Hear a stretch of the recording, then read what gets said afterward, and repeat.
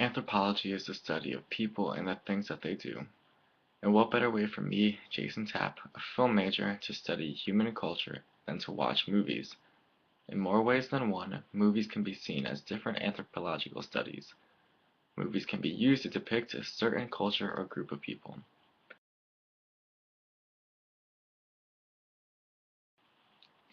For teens, culture and trends are constantly shifting over time, and every generation can be defined differently.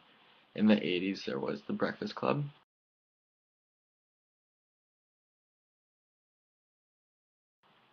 showing the interactions between teens of different social circles embracing their stereotypes and finding out who they are. In the 90s,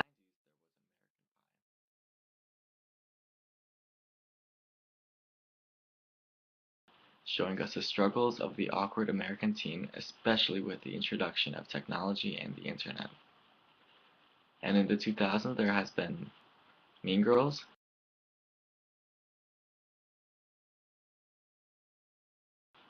Juno,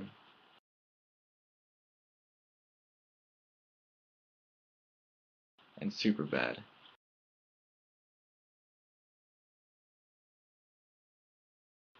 giving a glance into the teenager's life of our generation with more than a few memorable quotes.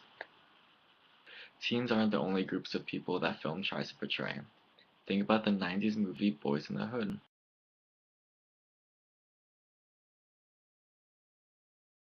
depicting of a subculture in inner-city Los Angeles and showing the importance of father figures for boys, or how the material goods-obsessed American suburbs are depicted in American Beauty.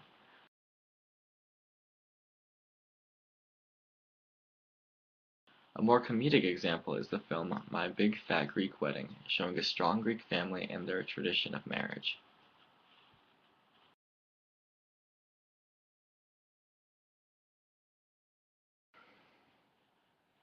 A particularly easy way for Hollywood to represent two cultures and how they clash are the classic buddy cop movies. In the Rush Hour trilogy,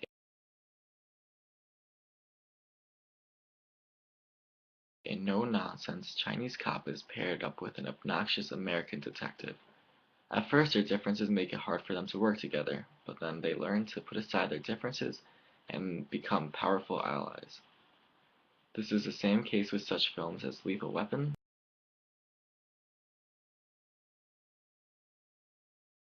between an experienced African American family man and a depressed wild card. In 21 Jump Street,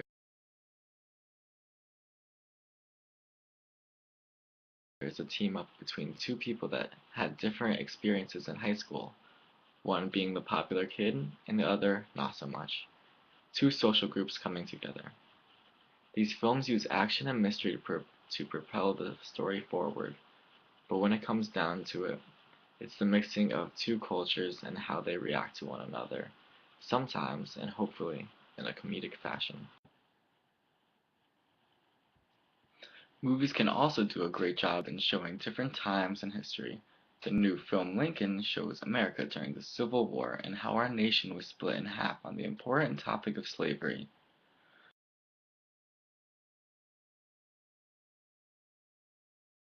A great film that shows the growth of America is Forrest Gump.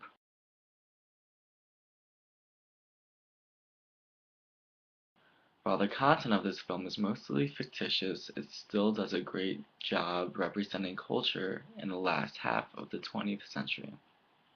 It is popular in England to make a genre of film called heritage films, showcasing a sort of nostalgia to their more elegant and prestigious past, Pride and Prejudice being a prime example of this.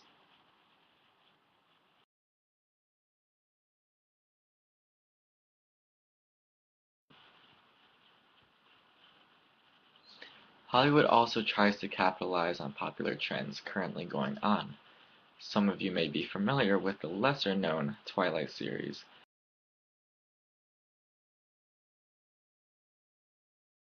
This craze sparked other book series focused around a female protagonist to be made into movies such as The Hunger Games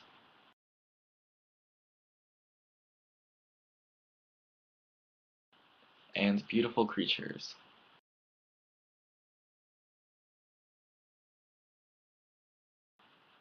Other ways Hollywood capitalizes on popular trends would be feeding off the popularity of the music industry with such films as Justin Bieber, Never Say Never,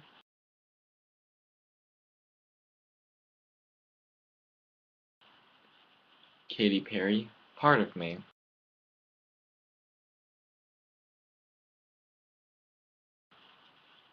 and Glee, the 3D concert movie.